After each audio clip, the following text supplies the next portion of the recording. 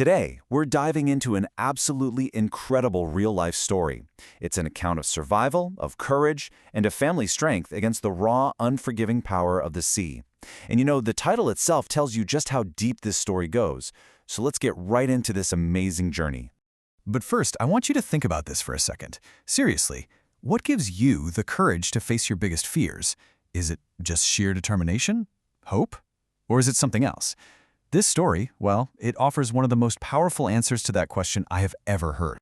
You know, every great adventure starts with a dream. And for the narrator and his family, this was a dream of truly epic proportions.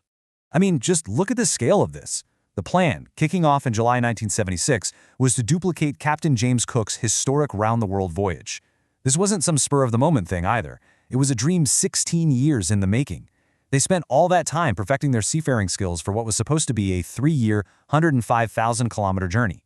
And this was their ship, the Wave Walker, a professionally built 30-ton wooden beauty. And get this, they had tested it in the absolute roughest weather they could possibly find.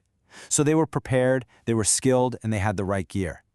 And the first part of their journey, down the coast of Africa to Cape Town, it went off without a hitch.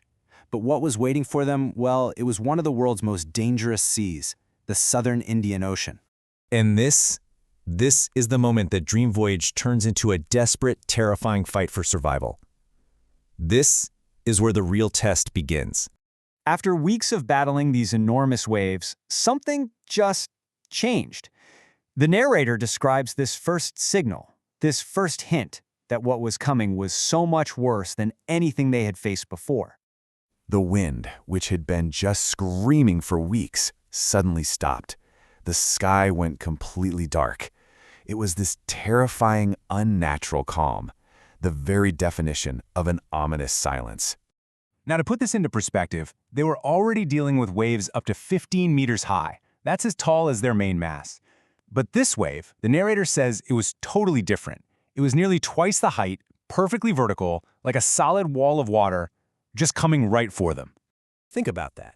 He'd been sailing for years, but this was something completely beyond his experience, beyond anything he could have possibly prepared for.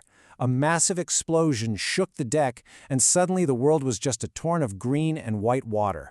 So, the wave hits, the boat is shattered, and now, stuck in the middle of a remote ocean, the battle for every single second of life began. The chaos was just absolute. The narrator was actually thrown overboard, only to be miraculously thrown back onto the ship by the next wave. He had cracked ribs, broken teeth, and the Wave Walker, it was critically damaged. The starboard side was smashed wide open, water was pouring in, and the whole inside was just a wreck of broken timbers, charts, and toys, all sloshing around in deep water. But this is where that raw courage just takes over. I mean, despite his injuries, all of the narrator's training kicked right in. It's amazing, really, how under extreme stress, muscle memory can just override pain and fear. He found the wheel, he stretched canvas over the massive holes, and he found a spare pump to fight the rising water. It was just an endless, bitterly cold routine fueled by the pure will to survive. And in the middle of all this, another kind of heroism comes to light. His 7-year-old daughter, Suzanne, had a seriously swollen head and a deep cut on her arm. When he asked her why she didn't say anything sooner, this was her answer. The courage on this boat, it wasn't just limited to the adults. But you see, the physical battle against the storm is really only half the story. It's the emotional core that makes this whole account truly unforgettable. As the situation just stayed so desperate, the narrator went to go comfort his children, and his 6-year-old son, Jonathan, asked him the most direct and honestly, the most terrifying question you could imagine. The narrator tried to reassure him, to tell him everything would be okay, but his son responded with this. Just let that sink in for a moment. This right here, this is the heart of the story.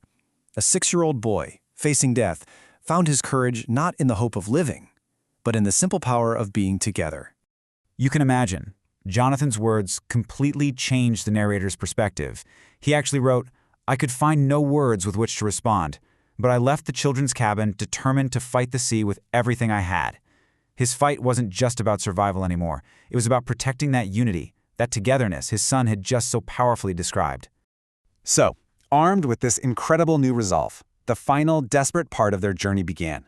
Their only hope was this tiny little speck of land in a vast, empty ocean.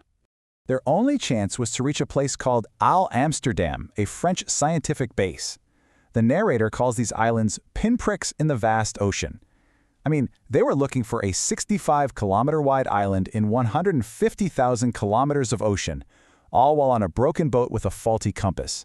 The odds were just astronomical. After making his absolute best calculations, the narrator told his crewmen to steer a certain course, and then he just collapsed from exhaustion. He woke up hours later, convinced they'd missed it. But then his kids appeared, telling him he was the best captain in the whole world. Why? Because, as they all shouted together, the island was right there in front of them, looking, to them, as big as a battleship. And this just shows the incredible power of perspective, doesn't it? In reality, Île Amsterdam was just a bleak piece of volcanic rock. But to this family, after everything they had been through, it was the most beautiful island in the entire world. It wasn't just land, it was life. As he finally stood on solid ground, the narrator's thoughts were all about his crew, of Larry and Herbie, the two crewmen who somehow stayed cheerful and optimistic through it all, of his wife Mary, who held the wheel for all those crucial, terrifying hours, and most of all, of his two kids, whose incredible bravery and wisdom gave him the strength to just keep going. This story is just such a testament to the human spirit. But it also leaves us with a question. Their island was a literal piece of rock that meant survival. So, what's the island you're fighting for in your own life? What gives you the strength you need to face the storm?